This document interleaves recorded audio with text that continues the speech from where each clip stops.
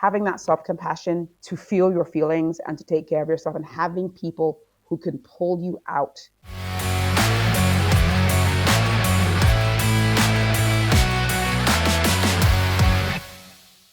Hello, and welcome to the Mindset and Self-Mastery Show. I'm your host, Nick McGowan. Today on the show, we have Jimi Okubanjo. Jimi, how you doing today? I'm doing okay, Nick. I'm really good. Keeping out of trouble. That's good. That's the second time you've said that to me, so I wonder how much trouble you get into, or that's just kind of an easy thing for you to go to. Like, do you hang up at the end of this and like go out and destroy property? Is that what you mean? I can't. This is being recorded, so I can't really give you that kind of answer. Touche. I didn't mean to try to incriminate you on that one. We could cut it in post, but then again, I could also just blast it through the interwebs and all over YouTube and all that. So why don't you kick us off? Why don't you tell us what you do for a living, and what's one thing most people don't know about you that's maybe a little odd or bizarre? Okay, so I'm Jimi Okubanjo. I'm the director, producer of a documentary called Arise Firebird, why women and BIPOC professionals are exiting the corporate world. And I'm also the CEO founder of the Arise Firebird Impactive, and our vision is to help traditionally overlooked professionals stay in their careers longer, even if their companies can't or won't currently change. But before that, I worked in management consulting, in operations management engineering for about 20 plus years. And something that people don't really know about me is I am an introvert. I'm highly introverted, even though I am a talkative. I'm also a highly talkative person, but I do actually need an incredibly large amount of time to be by myself. And that could be like a weeks or months of just not seeing anybody, and I'll be okay with that. And that kind of leads on to the fact that I'm very, very insecure and shy around people in person.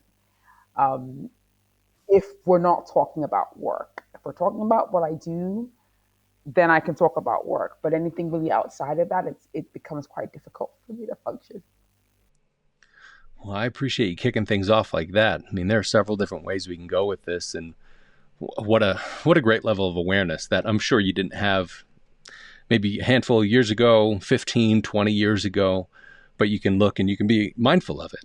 There are a lot of people that think, well, maybe I should be extroverted because the people I'm with, or the situations are in, or even being in a job where you're like, it seems like the people that are extroverted get more, or they get further ahead. But for you to be honest with yourself and understand, like, sometimes I just need time away. We joked a little bit about that because this is the last call of yours for the day. We're in different countries, and I'm kind of there with you. I'm an extrovert, but introverted as well, and I've figured out that more so over the course of time. I don't need 800 billion friends like I thought I did when I was younger. In fact, that cluster is so much smaller because oftentimes I'm good with just like everybody leave me the fuck alone. Let me do my own thing. But it takes a level of awareness to get to that point to understand that. And for you to be able to then couple that with what you do and the people that you work with, to be able to stand up for them. I'm kind of assuming here, but I'm sure that takes a lot of strength and a lot of courage, and also a lot of downtime to recharge your batteries. There's probably a lot of times where you go from thing to thing to thing to thing to thing, and by the end of it, you're just lying on your back on the ground like, oh, what the fuck, let me just breathe for a minute. So I'd love to know how you got started with all of this, because you said you were in management consulting.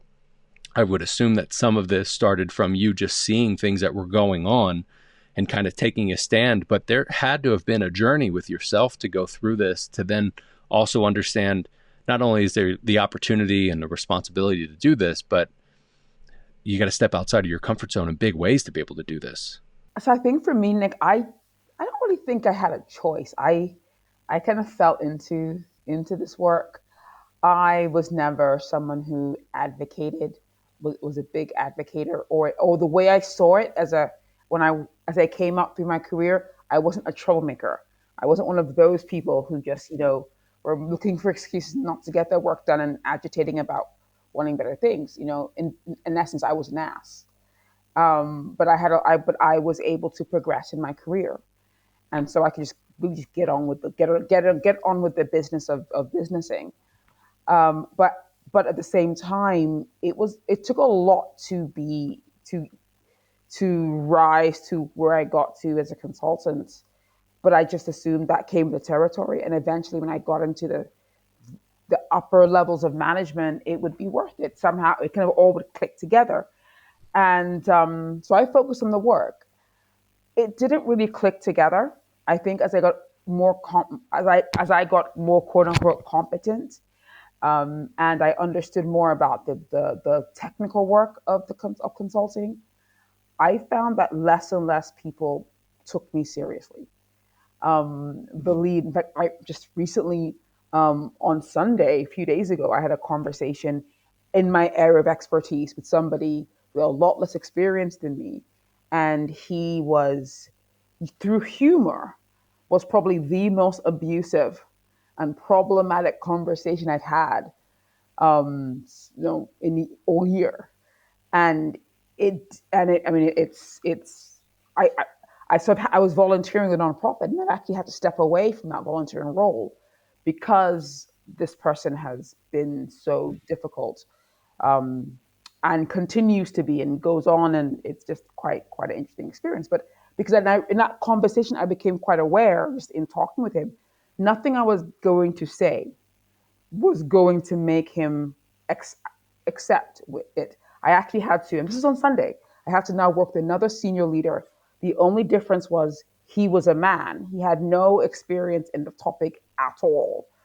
To now basically be the go between, like the high school, Kelly, can you find out if Jeffrey likes me? So Kelly will check Jeffrey's friend Gordon if he likes me, and then that kind of thing, for him to finally kind of back off and give some concessions. And he did with a whole bunch of things. So that's still very much alive today, and it was very frustrating. But I, unlike when I was in the corporate world, I can recognize that for what that is. This is someone who, for various reasons, cannot hear anything I'm saying. So whatever I'm saying, it's like Charlie Brown's adults, wah wah wah wah wah wah wah wah wah wah wah wah wah, and I can see that in him. That is how he understands me. Now, because I'm volunteering in the nonprofit, and there are other nonprofits I also spend time with, I decided this is just not where I want to spend most of my time. But this was what my career was. And I just continued to fight through that as it being normal. But I got to a point where I couldn't do that every single day, and I didn't understand. I thought it was my fault. I had to keep going back to realize, how could I reframe this? How could I reframe this? How could I say this differently? And it got to a point where I ended up feeling so devastated with myself, because I really believed I had failed because I couldn't get him to understand what I was saying. And this is years ago when I worked in industry, that I felt I was a failure. I felt that I was human garbage. I felt that I had a life that was not worth living, and I felt that I was truly incompetent. And sometime after that, I left the corporate world, um, and with no plan of what I was going to do next, but knowing I had nothing to contribute and offer because of people like the man I was working with on Sunday. And and the messaging all around me was, you got to find a way to build a bridge, to extend the olive branch, to know, you got to figure out. So all the advice is about what I need to do. There was very little discussion about, just some people, there's nothing you're going to be able to do to get them to come on side with you. And you have to figure out how you're going to work with them being who they are, and build a strategy around who they are.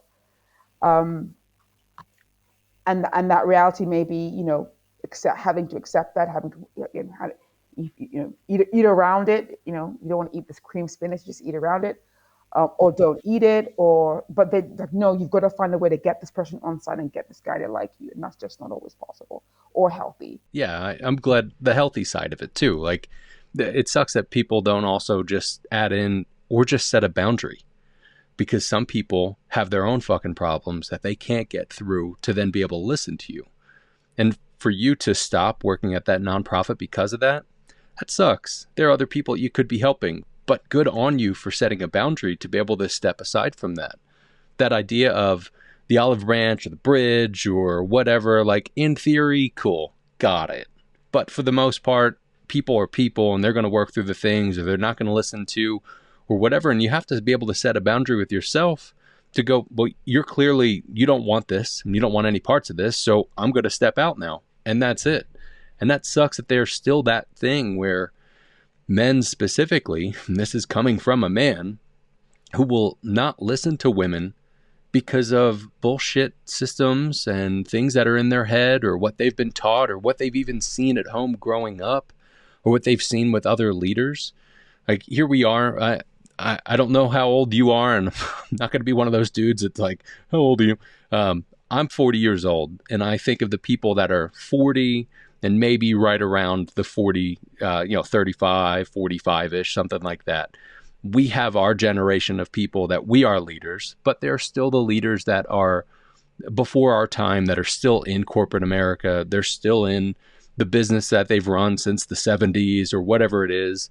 And I hope that our generation starts to change a lot of this. But I don't know if that's the case. I'm gonna hate to disappoint you. The leader I'm talking about is probably in that younger generation you're talking about. Prime example. Shit. And a lot of the examples I'm running into are from that quote unquote are millennials. Are very even on the younger side of millennials. I run the conversations with young men and young women that are even Gen Zs that are very, very are very, very constrained, because a lot of it is from how I think a lot of it starts from home and from what we see.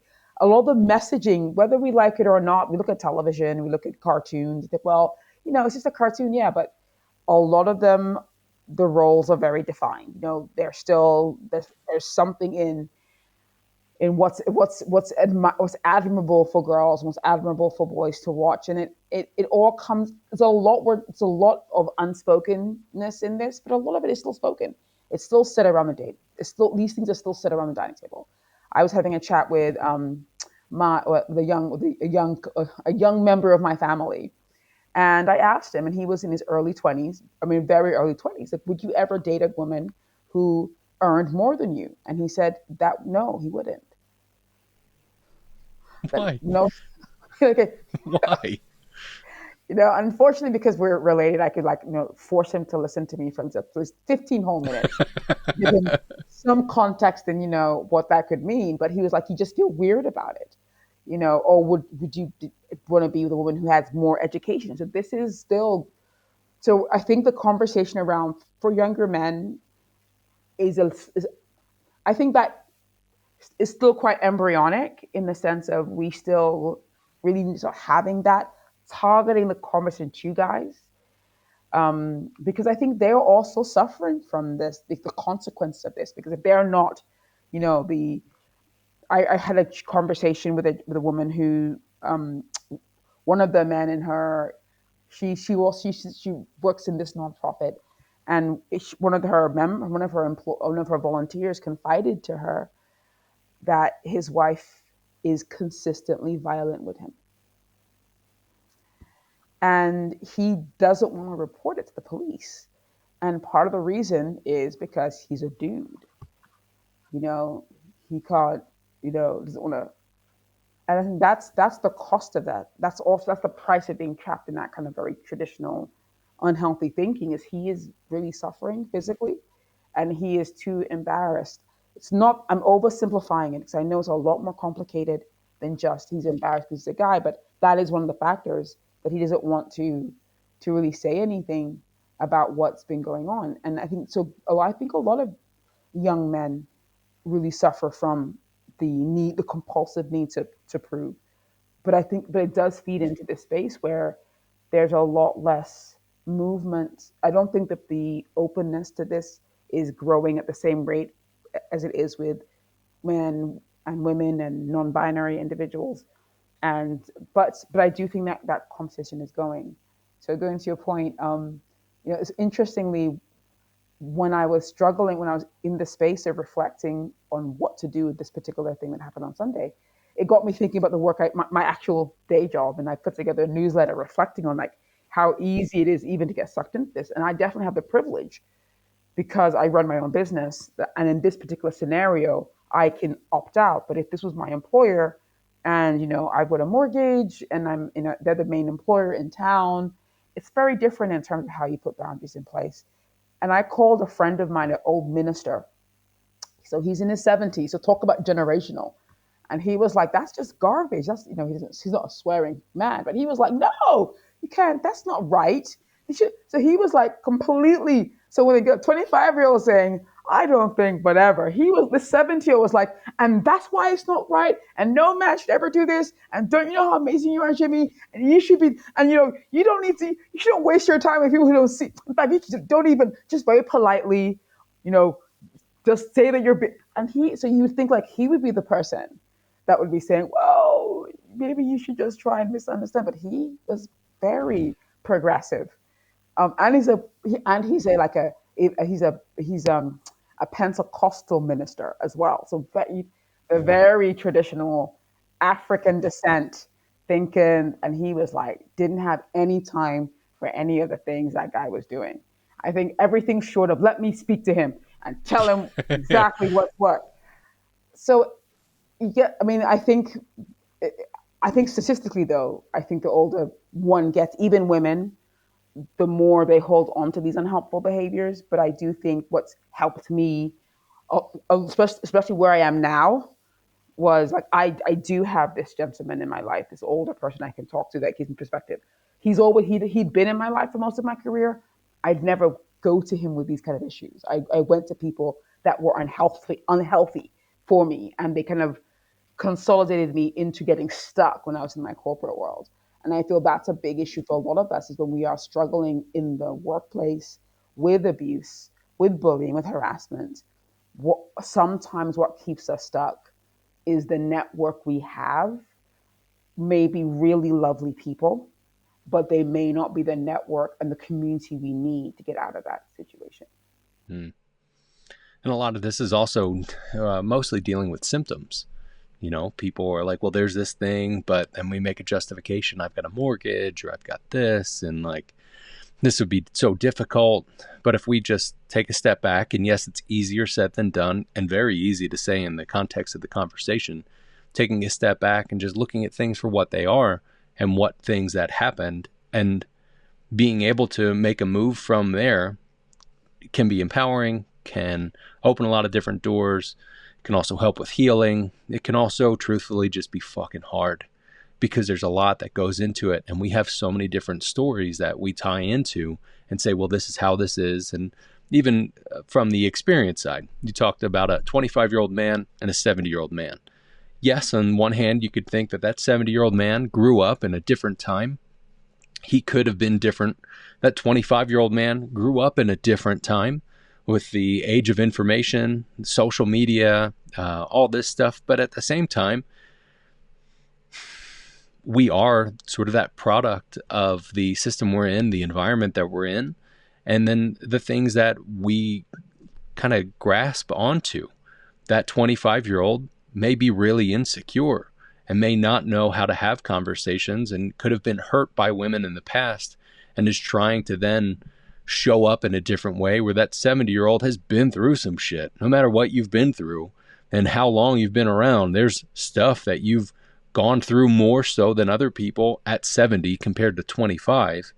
And that person could have gotten really jaded, or, callous by all of it, or more open to it. And if we remove the religious system from it, that is a cool thing, that he's not just like, well, women should be this way. But that's, I don't know, I oftentimes think about how people say, well, what would Jesus do? And for the most part, it's not the shit that they do. It's certainly not.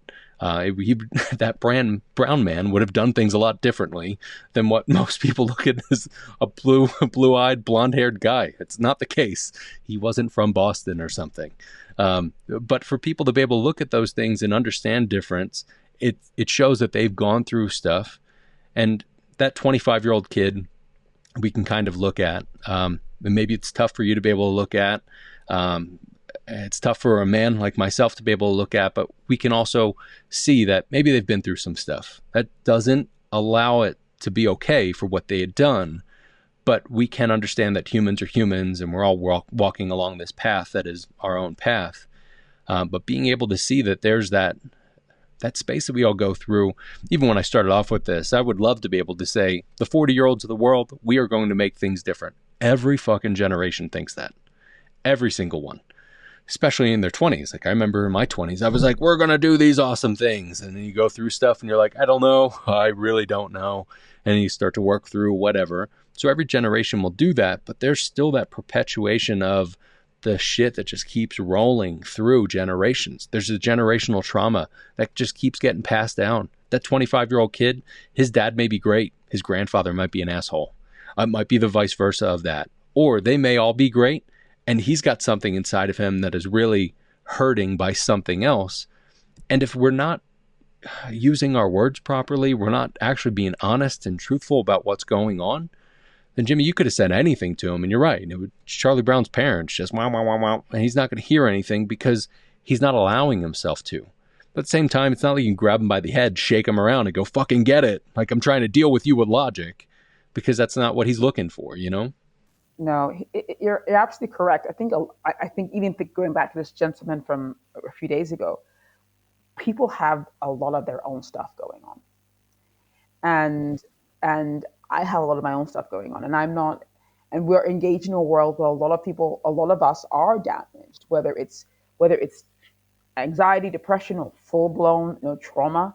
It could even be undiagnosed mental illness like schizophrenia, um, um, depression, bipolar disorder. I mean, there's so many psychiatric diagnoses that I think the vast majority of people just, rather than have a diagnosis, they'd rather not ever ever have anyone say, right? So we have a lot of people who are walking wounded. I think of a degree that we can't even fathom. But when I think about the more severe examples, so I'll give an example. I'll give the example of electroshock therapy. It still happens. It is still something prescribed by psychiatrists. No, these are experts, right? So based on today's understanding of psychiatry, under certain circumstances, it could be prescribed for someone, and it's seen as good medicine. Now, you won't know if the person driving the car next to you, on the bus next to you, or your boss is undergoing that kind of treatment, or any other kind of treatment for their mental well-being. We just don't know. And to be honest, it's none of our business what kind of treatment they're going through. But what I'm trying to say is there are people in this population who really do need that support and are getting it. And there are those who need it and are not getting it. And they're also part of the population. And then we have different degrees of, right, going back to your point about, we all have some degree of anxiety and stress and trauma all mixed in. And this is the soup, the mental health and mental well-being soup in which we're integrating. So someone you could be talking to be fair, they probably should be on antipsychotics. You just don't know. And I don't know, and they don't know. And so we have to navigate this world with people who aren't treating themselves. And again, am I fully treating myself? That's always that question as well. And I hope that can create more compassion and a respect from me for people who have different perspectives and different viewpoints, and for people who are unable to see me as a person, to still be able to have compassion for them, like Mr. Dude on Sunday. Mr. Sunday. No, I have several friends called Mr. Sunday, and they're both okay, great guys. So this guy's name is not Sunday. He's not Mr. Sunday then, yeah. But the guy it's important for me also to be able to have that compassion for them, because I know when it comes to view things I don't understand, like a lot of people who are advocating for men's rights, people who are advocating for that their real justifications are real stories and real concerns and real challenges and that's real as well. And I can't just say, well, it's all just a bunch of hooey because I don't understand it, and therefore I don't have any interest in understanding it. And that's not necessarily a helpful position to have either, or to think they're stupid because you believe in this thing. Like, it's just not a good space either. So I also have to stretch myself and stretch my compassion for people who, you know, I would say one would consider they hate me. I still have to be able to have some compassion for where they're coming from if my hope is to have a happy life on this earth, or to be able to at least bridge the gap in some capacity. It's a moment by moment situation too, being able to actually see those. And when you step outside of that, you are literally stepping outside of your situation, because we as people can be hurt by the situation. Like, if somebody's not listening, you're here to be able to help. They don't see you as a human or anything like that. Like, that hurts no matter what's going on. Nobody wants to be able to feel that. And people can be triggered by that. They can then be reactive to it. They can get really angry with that person. But being able to step outside of that takes a lot of effort to be able to do it. And yeah, it's kind of like a muscle. Like, the more you work it, the more you can do it. I have a bit of and I'll out myself with this, I have a bit of a struggle at times when I'm driving, because growing up, I remember hearing my mom and even my dad saying, like, I want to know what type of stupid I'm dealing with. And that got stuck in my head. Like, somebody's driving like an idiot, or driving too slow, and maybe they're driving directly at the speed limit, and I think we should be 15 or 25 over. And I just instantly look to see what type of stupid I'm dealing with. And I have to work through that every time I drive, because I'm like, easy there, you calm down. You never know what's going on. Even a big reason why I have the podcast is because you have no idea. We as people have no idea what's behind somebody's eyes unless we have a conversation with them. If you think about the people you walk by in the grocery store, or somebody that you're driving past or whatever, there's stuff that's going on with that we're just unaware of. They could be, dazing off in the sunset of like, oh, well, tonight I'm going to watch this on Netflix, or I'm going to do this or do that. Or they could be really upset about something that's going on, and we have no idea. So there is the compassion, that piece of it, but we need to be able to step ourselves out of the situation that we're in to then be able to look at that. And that can be really difficult in those times, especially Yes. people that are in a workplace environment. Now, at this point, because of the hybrid model, there are people that are back in an office. There are people that work in an office a few days and work at home a few days. And there are people that work fully remote. And there are these different layers and levels to this. Like, even the people that work in an office, they have to be badgered by people that are in the office with them. They maybe shut their door and like, leave me alone. Don't even come in. Or they might be the people that go out and bother people or go have all these conversations. And then likewise with the people that are at home, having all these Zoom calls and all these extra meetings that really just could have been an email or even a text or something like that. And there are a lot of disruptions that can then set us off, trigger us, make us feel a certain way, make us feel like we don't fit. So no matter what the situation is, there's something to it. So being able to work with those people, not only based on the experience that you've had, but the knowledge that you have of this stuff, how do you work with them to be able to understand where they're at? So here's the challenge, though. So in terms of, like, there's one, you talk about scenarios of having people who are, I see the Gordons or the authors, they're a bit crunchy. They pester, they don't want to cooperate. But then you have another group of people where, and this is where my clients typically end up working with, who are active, aggressive abusers, like the guy on Sunday. So it's not just not listening, they're coming after. They're gaslighting, they're holding back resources, they're holding back promotions. In some cases, from some years ago, physical intimidation, sexual harassment, sexual assault. So this is the territory in which the people I'm working with, they're dealing with, where you're not able to do your job. And you could end up, so then there's a real justification not to promote you or to give you a bonus. Or you do your job, and these Gordons and authors actually make the case why everything you've done does not matter. And so this is this is the reality. This was my reality in the corporate world. I really wish they would just shut the door and leave me alone. I'd be happy if they just had a strop and went away. But they made it impossible for me to do my job without, and they were happy. I had one woman, she went around campaigning on trying to get me fired. I mean, she went on one of the, and I had a couple senior leaders who came and said, "What is her issue?" I mean, she came into my office and was like saying, "This is why I need to go." Now, that's the reality for a lot of people who look like me, who work in the West or work for those kind of companies.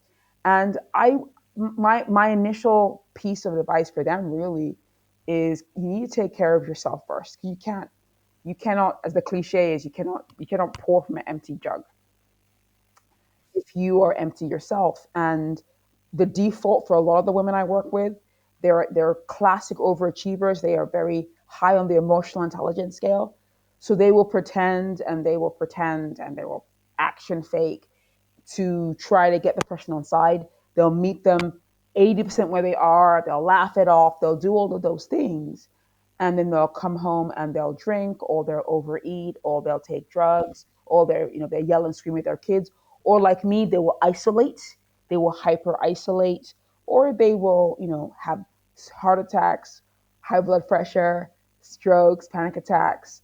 And in some cases, they will attempt to commit suicide. And this is the reality. So I want to be very clear. If someone is in that situation at work, I am not advocating for you to try to, sit down and negotiate with the abuser as the first step. You know, I probably will go back and figure out how to build a bridge with the guy from the man on Sunday, but not right now. The first thing I have to do is to kind of keep myself safe.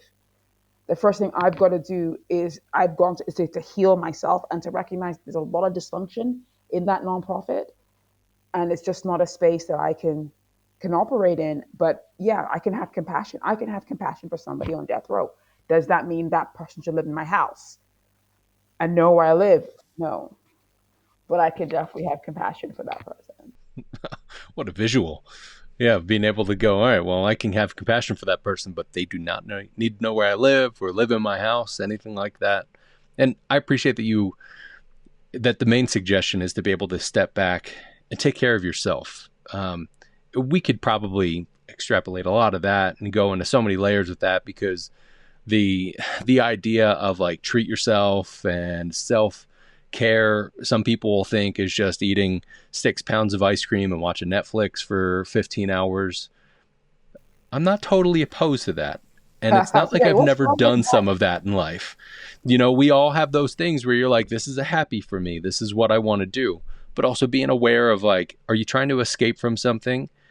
Or is it, do you actually need to step back and re-regulate your nervous system and then be able to step forward again? And that can take a lot of effort, a lot of work, and a lot of self-awareness to be able to do that. So along the lines with all that, for somebody that's on their path towards self-mastery, what's that advice that you give to somebody that's walking through that? The big thing for me, two, two kind of key things. One, building adaptive resilience. An adaptive resilience versus toxic or classic resilience.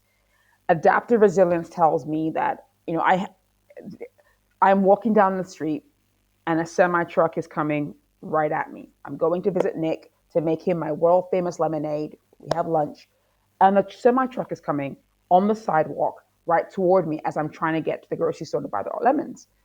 Toxic resilience says I'm going to stay here. I'm not going to be shaken. I'm going to keep going. Eyes on the prize. Winners never quit. Quitters never win. And I'm going to keep going. And you know what? I may not make it, but I'm going to get even further. Adaptive resilience is okay, so I need to step back and let the truck drive by, which means going backwards, which means not making progress in the short term. Adaptive resilience might be if this truck is weaving on the sidewalk, maybe I've got to call the police. Maybe I take a longer route. Maybe I go to a different grocery store. Maybe I go and borrow lemons from my neighbor. Maybe I just don't take lemons this time. And I just, take a different route and go and see Nick and we just hang out and I just tell him the story about the truck. Because what's most important is I get to hang out with my friend Nick. And that's really the most important thing and not the lemonade. But it takes some rethinking. So it's being able to understand that, it's not necessarily, it's not how important is it for you to be the youngest XYZ or to be the only female XYZ or to be the first black female XYZ or just to eventually get to be XYZ. You know, is it okay if you become the CSO at 47 and not 37? And it may take you a bit longer for sure, but you could get there with both your legs working, and having not been hit by semi trucks or learning how to manage those things. And that's something that we don't, for a lot of overachievers, it's the reality that setbacks are going to happen, and some of them can be devastating. It could be not being promoted, it could even be terminated, but you can come back from that. But we're not often told that. The second bit I would tell anybody in that situation is, you talked about self care. I'm a big proponent of self compassion, because self compassion tells you that, you can cry. Self compassion is, I made a mistake. Maybe you know what? Maybe I even saw, I went down I knew there was semi truck coming, because every week they come up here and do madness. But I thought this time it'll be different. I could sneak past and I get stuck. Self compassion is not telling yourself you're a loser. Recognizing you made a mistake, but not letting that defeat you. And even if you didn't make a mistake, being able to recognize that, okay, this is a situation for which I don't have any control over. There is nothing I can do. And to beat myself up and to tell myself a narrative is going to make me feel worse. Self compassion means also recognizing that, not everybody can support me. Not everyone can. So going back to my scenario, what happened, there were certain people in my life who I love. I did not go to about what happened, but I did go to, again, this older gentleman. I called some other people from all around the world, but there are people who lived, you know, in my neighborhood who I didn't reach out to about this, because they can't help me. They aren't going to help reconnect me to self compassion. And we can be very hard on ourselves. In fact, we're probably harder on ourselves when we fail than anybody else, because we may get the racial slur. For example, I was in a meeting a few years ago and someone told me that they could have hired a white man to do my job. And that was in open company as actionable feedback. I don't know how I can action that feedback. And I internalized that. I internalized it because my self compassion muscles were terrible. But being able to, and then I replayed that for a long time with, and I added soprano and some tenor and some bass and a whole orchestral section, and this kept on replaying. Self compassion over time allowed me to accept that that statement had nothing to do with me. It has nothing to do with me. And self compassion helps me recognize that this person's response to me, he's responding to my penis optional anatomy, or penis free anatomy, and as someone who is, penis free by, I don't know, is it by choice or by birth? Both, actually, by birth and also subsequently by choice. I know that's a problem. That's something he can't understand, and he may not be aware of that. Now, I feel, so I can laugh at it from the standpoint of it really has nothing to do with me. And I also know that it may take me a while to get through the pain of what happened. And to also recognize that it's just going to take the time it's going to take for me to do it. Self compassion means I can do the things that can help me heal, which is separation, asking people who I care about, I don't want to talk about this with you right now, because you can't hold that space for me in a healthy way. I will talk about it with other people, but not with you. And I won't tell them all that stuff. And the final thing is the importance of having intentional community. I grew up thinking, well, if you have a friend, your friend's your community. That's true. My neighbor's a community. That's great. My mom, my hairdresser, my siblings, my dad, my neighbor's dog. But that's not the same thing as having an intentional community. That's more like my generic legacy community. But just because, you know, two people came out of the same uterus over a course of, like 10 years, that does not magically bestow me the ability to hold space for them in any particular way. It doesn't give them the skill set. Just as the fact that we went to the same high school together does not necessarily mean one has the ability, because we had the same history teacher. We sat next to each other in Mr. Gordon's history class. Somehow, magically, you can therefore support me through navigating a problematic workspace in offshore oil and gas. You don't. And so I feel like, or yeah, you're my company appointed mentor. you still may not necessarily have the same understanding because you're my mentor. You may be part of the problem. I can't tell you not to mentor me because HR assigned you. You're my you're my boss's boss. So you're a great mentor, and it's fine. That's the game. You got to play the game. So it's not like you're a bad person, but I can't come and tell you that you are the problem, and you're why I hate myself, because that's just madness. So the intentional community is it's really about cultivating people who are on a similar journey, who can relate to where you're going to. So they have they can relate. They're either doing the work themselves, or they've done the work, or they're further ahead. So they understand self compassion. They understand beating themselves up. That and they're available to you to go to when stuff happens, when these kind of proverbial semi trucks pop up.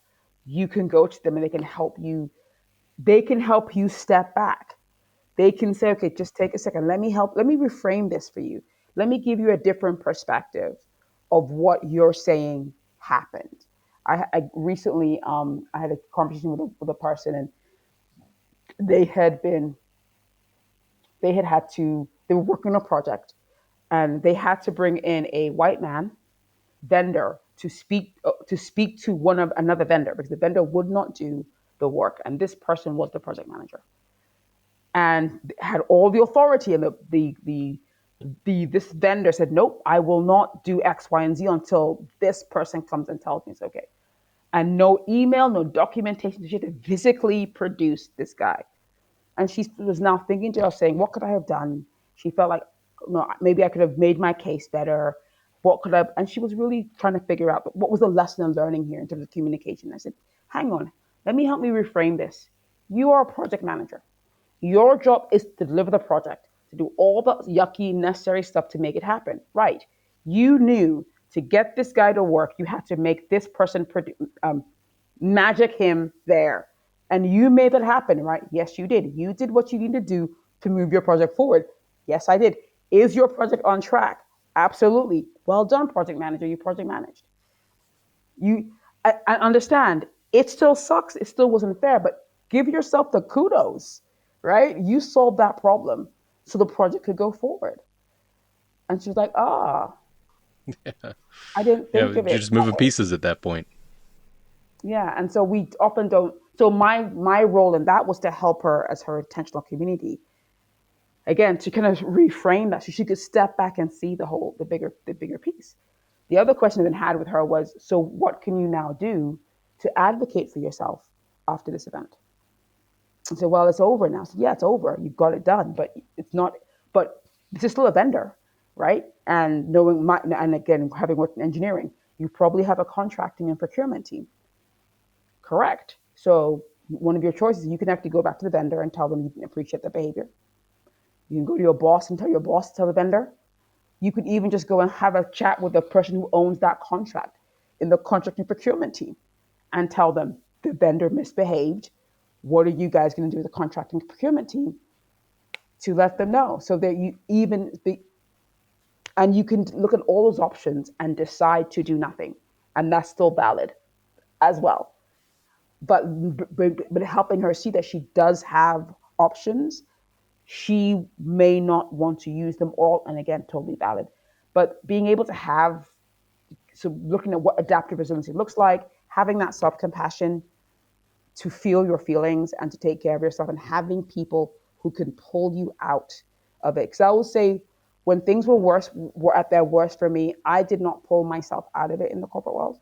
Interestingly, I was on the phone with my doctor in England, and I started crying about something, and he was like, what's wrong? You shouldn't be crying about this.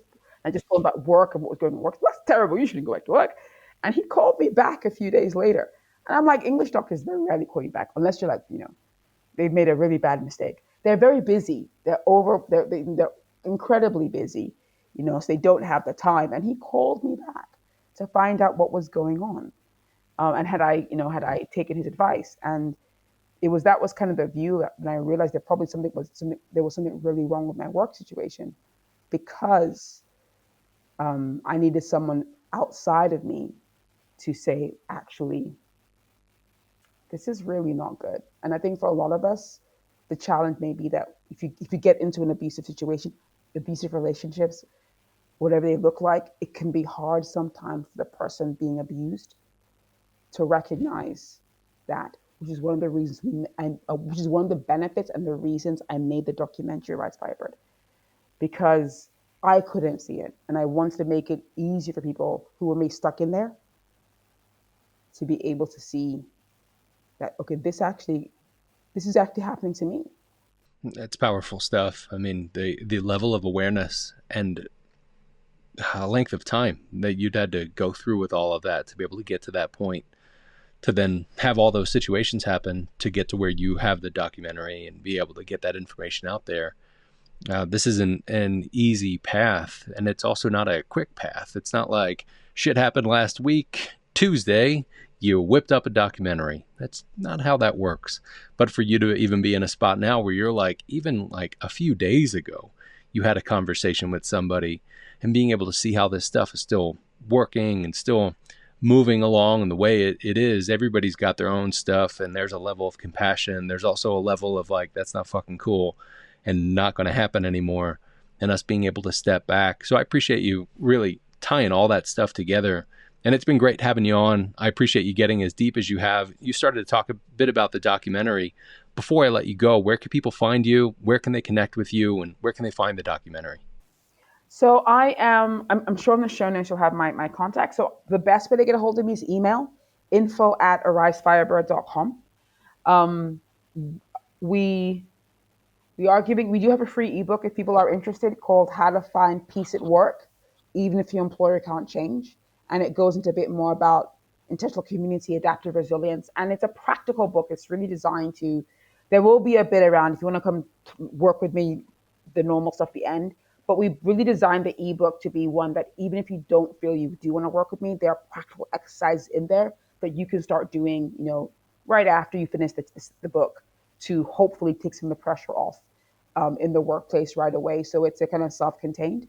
And with the documentary, we will at some point be doing a screening, a virtual screening of it. We haven't set a date for that yet, but we also do private screenings of the film with organizations and associations. So if you're part of a company or nonprofit and you want to do a virtual screening of the film, again, info@arisefirebird.com. And if you're an individual, then I guess hit us up on LinkedIn, and we will let you know when we're going to be actually doing an open screening of the film for people. That's awesome. Thank you, Jimmy. It's been a pleasure having you on today. I appreciate your time. Thank you so much, Nick. It's been really fun, and it's been really cool being here.